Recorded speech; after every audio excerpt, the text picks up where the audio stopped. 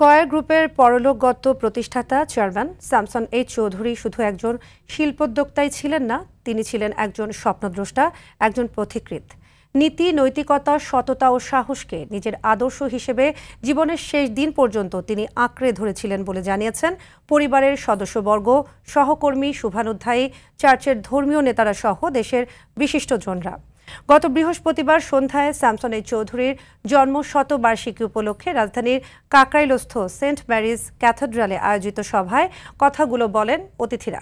এ সময় transparency international বাংলাদেশের executive director doctor Iftekharuzzaman, Incepta ফার্মাসিউটিক্যালসের চেয়ারম্যান আব্দুল মুত্তাদির, বাংলাদেশ ব্যাংকের সাবেক গভর্নর ডক্টর মোহাম্মদ ফরাস উদ্দিন ও তত্ত্বাবধায়ক সরকারের সাবেক উপদেষ্টা রাশেদা কে চৌধুরী সহ অন্যান্যরা উপস্থিত ছিলেন।